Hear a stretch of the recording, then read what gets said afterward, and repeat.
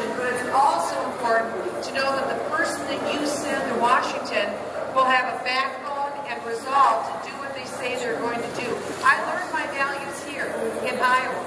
I was born in Waterloo, but our family goes all the way back to the 1850s.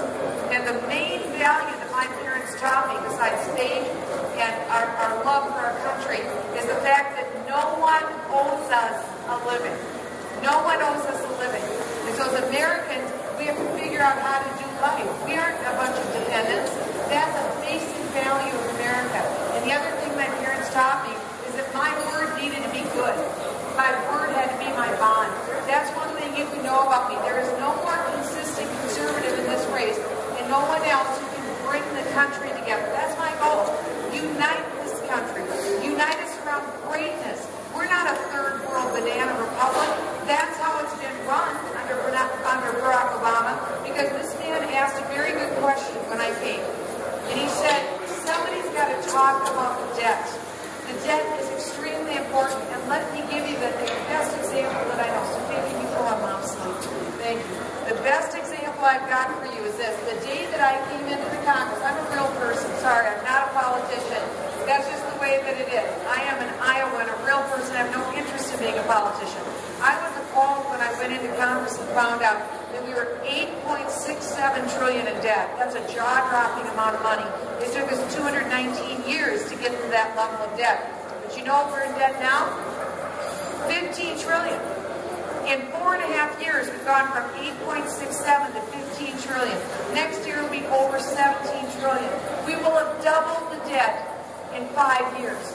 What that means is we are stealing from these young people their future and their hope. And I will tell you, my parents didn't do that to me, to our generation. Their parents didn't do it to them.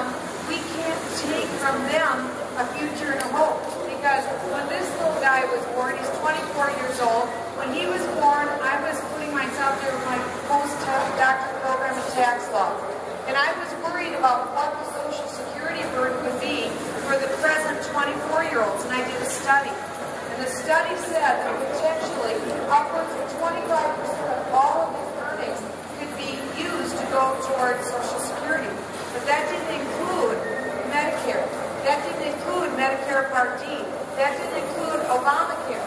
That didn't include federal income tax. That didn't include state income tax. That didn't include property tax. That didn't include sales tax. That didn't include gas tax. That's how out of control our spending has gotten.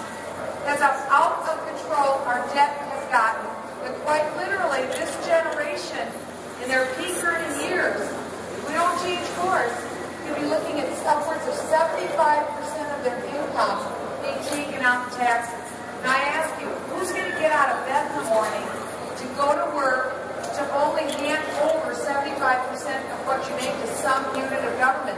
And then you have to pay for your housing, your food, your car, you have to pay for your iTunes downloads, whatever it is.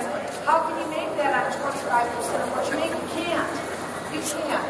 And so things will change dramatically. I don't want America to go down that road. I want to go down the road of prosperity.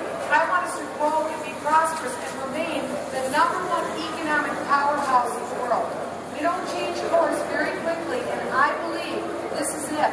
I believe this is the last election for us to get back on that road to prosperity. And so we need not just a politician. We need somebody who's not just the other team in another jersey. We need someone who's very different, who will continue that Reagan legacy or a Margaret Thatcher legacy. That's what my candidacy is about. Because it's not about me or big glory. It's about them, this next generation. And this is our chance and this is our opportunity. And I know we can do it. I led 40,000 Americans to Washington to fight Obamacare. I don't want to keep it. I wrote the law to